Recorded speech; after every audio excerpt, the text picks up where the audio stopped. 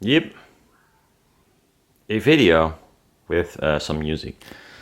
So I got my long panel out and the double membrane thingies. I first tried this like separate panels with the big guns, but somehow it doesn't work. I don't know. I'm still interested in the double membrane thingies. They're very inefficient, but you can play really loud and you have quite a lot of lows. So it's kind of a, I don't know. I was thinking of making, since I changed the CNC, I can make like a full, well, quarter panel MDF or whatever wood panel. So maybe making it like whoop, twice as high. Maybe slanted a little bit like Apogee, or any other brand like Trapezium is also fine, to disperse resonance a little bit. That one has a little bit of damping, that helps a lot as well. So maybe I can do with both. Yeah, I want to make a huge one. Then the tweeters now is 2 parts and much longer than I want. But with the new CNC I can make like a tweeter this long in one piece and then add the base panels. It might be interesting. Normally I do not have the tweeters on the outside. This time I have.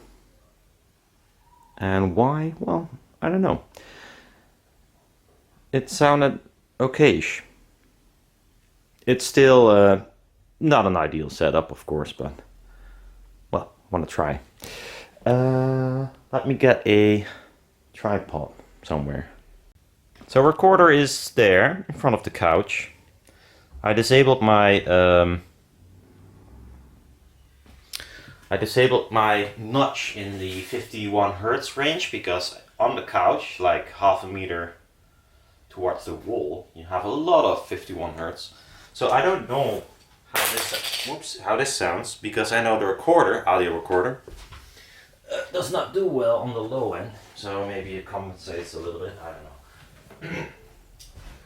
I want to play Parachute Acoustic from Ingrid Michaelson. Hope I pronounced that correctly. I had a few songs in my playlist already, but I discovered a few new ones that I actually like better. Let me clap. How loud is this? This is gonna be fun. Crappy clip. So the panels are tiny compared to the tweeters, which is kind of weird. Usually it's the other way around. Always the other way around. There we go. And I hear a pigeon in my kitchen.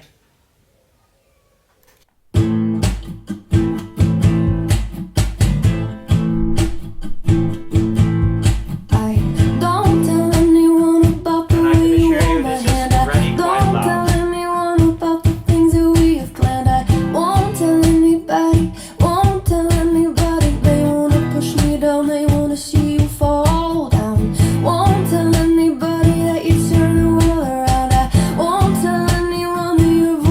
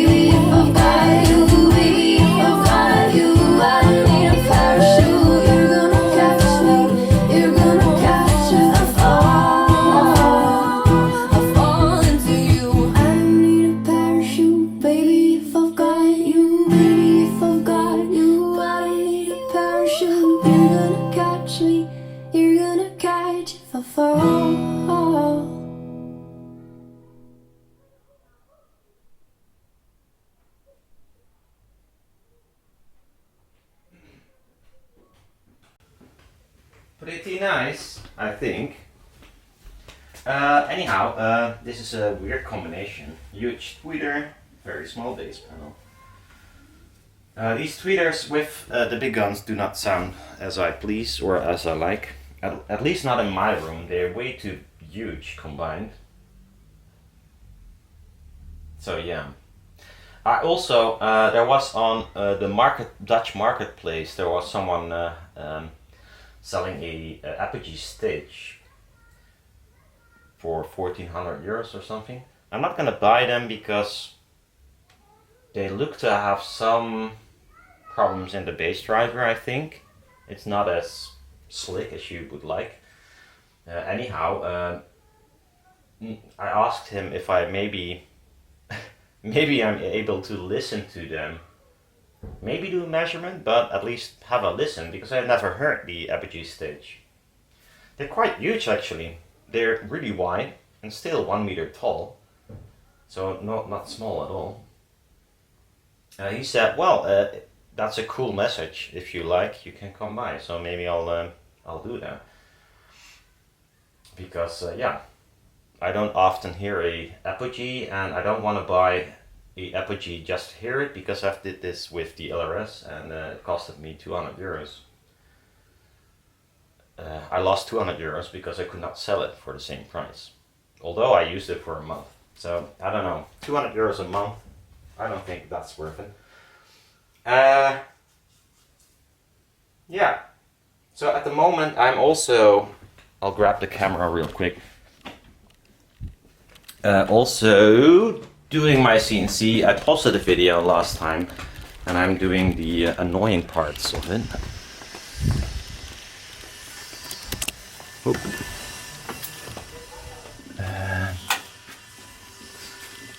So I greased everything up, and now the problem is that the machine is halfway. So this is the old plate that I screw stuff on. This one has to go. The plate underneath here has so many screw holes. I wanted to replace it, but since I don't own a car, I cannot get this hardwood multiplex in the length I need, and the hardware store nearby does not sell in the length I need, or I have to get like a complete, massive sheet, which is gonna cost me like 140 euros or something, which is ridiculous. So I made a new plate behind there with all the holes, and just like this one. Remove this one, bolt that one to all the aluminium extrusions, although I need to wait for the correct nuts to go in there. Then I screw that down. Quite a lot of holes, by the way. Maybe I don't need all of them. And then I attach a new spoil plate, which is gonna be Medit V313, because it's water resistant, at least moisture resistant, which is ideal for a shed. Just like this one. I mean, I've used this for like more than a year. So it was 18 millimeters thick. As you can see now, it's quite a lot smaller. So I shaved off a lot by now, but this one is done for. It's also too short. So is there anything else? Yeah, I greased everything, which is a huge problem if you do not design the CNC with grease port holes, or I don't know how you call it, in mind. So in this case, this one is really nicely accessible. This one is doable. These on the bearings are quite shitty. I cannot reach in.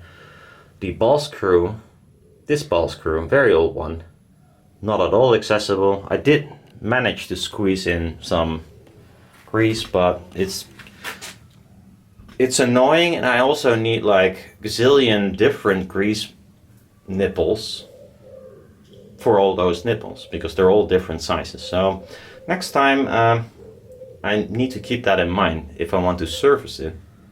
which I never thought of back in the day because it was like, it works. I don't care, but I should care. Now there's one other thing, maybe people have an idea. I might print a cover for this one, maybe not. But there's one thing. These belts, depending on where you are, go sideways like this, just like a belt sander. There is like one of these is not exactly parallel to the other one, and then it drifts. That's a problem. Well, it's not a problem yet, but it might wear out the belts premature.